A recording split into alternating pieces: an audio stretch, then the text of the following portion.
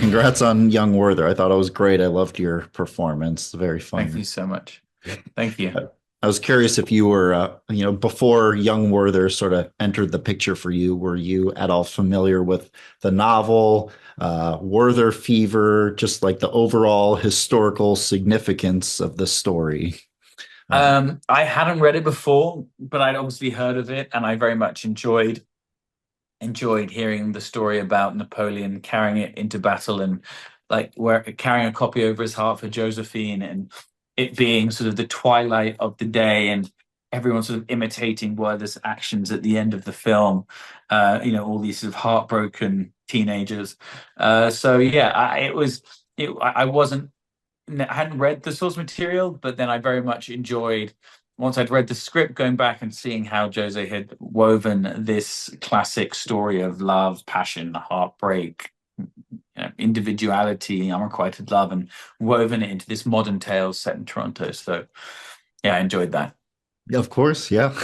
That sounds great. And yeah, the director, I spoke to him, I guess it was last week, and he was really, of course, praising your performance. And because I was asking him about, how you guys sort of came up with the modern day interpretation of this iconic character, and he was saying how a lot of it came from you, going off the script and then bringing him to life in your own ways. So could you talk about your process of doing that? I'd love to hear more. Yeah, I mean, I felt like there was a lot on the page. He was this character, but then I had to, as any character, when you play any character, build him from the ground up. I guess it starts with figuring out who he is and why he is the way he is and what's his relationship with his parents. He probably has never been hugged properly by his mother. He comes from great privilege. You have to be if you think you can sort of go on an errand to Toronto and sort of just give up your whole life in the Yeah. pursuit of a girl with sort of zero consequences and check into a hotel. Um, but often a lot of the people that have that privilege and that freedom often aren't the happiest people on the planet. So it's sort of trying to understand who he was and realizing sort of what drove him, but also sort of I think was about filling him with a huge sense of innocence and naivety and childlike behavior and play. So it really was sort of just building this character up, coming to set, and then getting the chance to work with Alison Pill, who's I think just one of the best. She's so talented. She made it easy. And then just sort of letting Jose be the conductor and trusting him to tell me when I was pushing it too far or being too ridiculous or playing around too much. But yeah, I really wanted to make him as colorful as possible. Of course, yeah, and job well done. I love the end result, and Allison, of course, is wonderful. Was already a huge fan of hers, and I was going to ask you, was there a particular movie or TV show before this that you saw that she was in that you were like, oh yeah, I love her in that, I or mean, obviously there's Scott Pilgrim, which is amazing. She's one of she's you know what? She actually played my mother. Can you believe that? I didn't know this. I'd forgotten this fact, and she pointed it out. My second ever job was Pillars of the Earth when I was 16 years old. I remember being in Budapest all on my own, filming. I didn't need a chaperone, apparently, in Europe at 16. I was there, and there was a great cast of, Haley Atwell, Eddie Redmayne, Rufus Sewell, uh, Donald Sutherland, Sam Claflin, like a really Matthew McFadden. It's like an amazing cast. Alison Pill, and apparently she played my mother. I don't know how that makes sense, but somehow it made sense. I guess medieval times, people had kids young. So I had actually technically worked with her, although I can't really remember working with her. I don't think know if we were even in scenes together. But I just know her as like as very much known as the pill. She's like an absolutely brilliant in everything she does. So yeah, we felt very lucky when we got her. of course, yeah, yeah, she's great, and yeah, I love your chemistry, the two of you together. It's a lot of fun. I can't wait for everyone else to see it. And yeah, I mean that movie, and years later doing this wonderful project, and you're keeping busy with so many other things. It looks like I was going to ask, Full disclosure, Terrence Malick is one of my favorites, and I saw that you're in his new movie, Way of the Wind. And I was curious if you're able to share what it's like to be directed by him, because he has such a, unique style from what I've read. If there's anything you can share about that experience, I would love to hear more.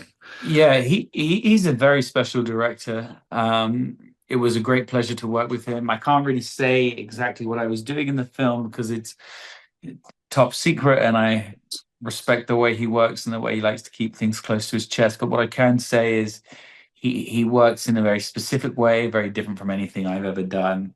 He works very much with natural light, with movement of camera, with freedom of script. He tries to create real organic moments. He likes to call it torpedoes. He'll try and torpedo you in a scene and create something very organic and real and surprise you. He also has got endless energy. He would always be by the monitor and just trying to capture special moments, whether it's you or something that's happening off screen that he's seen, whether it be a plane flying across or a bird flying by.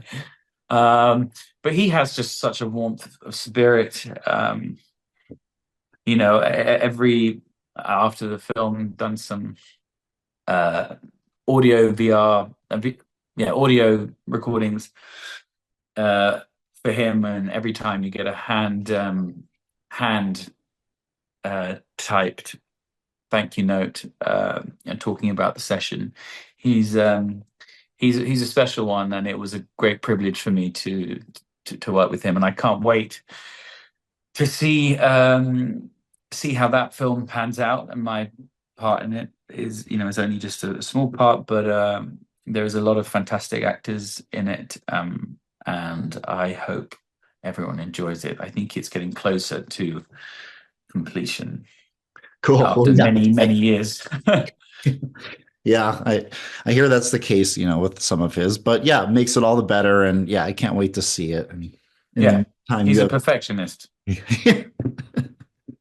yeah, I'd like to say that I am the same way. I don't know, but that would be my icebreaker. I'm also a perfectionist. Yeah. Yeah. Well, that's great. And I also was going to ask, I mean, uh, it looked like a wonderful movie. I was curious if anyone, if people still ask about, or if you ever still think about that Netflix movie Gore that you shot, and does it feel like a loss if the world may never see it? I was curious if you had any thoughts on that. Yeah. I mean, that was we filmed it in Italy in Gore. They renovated Gore Vidal's iconic house. It's called the Swallow's Nest, and they renovated it to exactly how it was when Gore lived there. And we filmed it in the Amalfi Coast, which was incredible.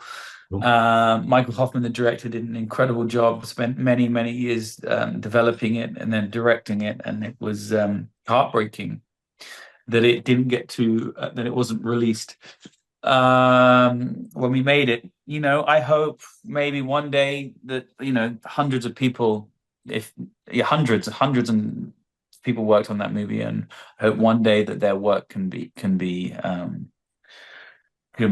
appreciated, especially for Michael. For me, it breaks my heart the most for Michael, because um, as a director, I can go on and make other movies, and I have done many. But for someone who puts, and Jay Perini, the writer, when they put so much, he wrote it with Michael, so much work over years, it's particularly heartbreaking for them, because you spend 7 years developing something and you can't, it's sort of just put in a safe. So yeah, that's all I really have to say on it. I hope one day that everyone's art can be appreciated. Of course, totally get it.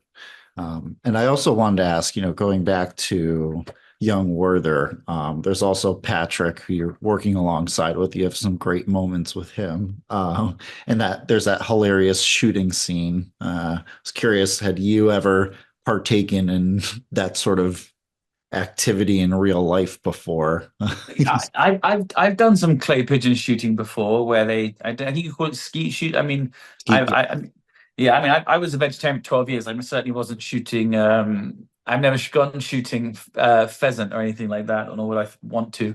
But I've shot the clays, which is quite fun. Yeah. But yeah, I had to bring my complete naivety to that scene and I enjoyed it. I think I was feeling very silly that day. I remember I kept looking at the producers and they were like, maybe he needs to turn that down a little while I was chewing the scenery, having quite a lot of fun. But it was, yeah, I enjoyed it. I think it's a funny scene in the movie. Yeah. Yeah. I was laughing out loud. Okay, well that's very, very good. Yeah, yeah, that's great. Well, cool. Well, thank you very much, Douglas. I appreciate you taking the ch time to chat with me, and congratulations again.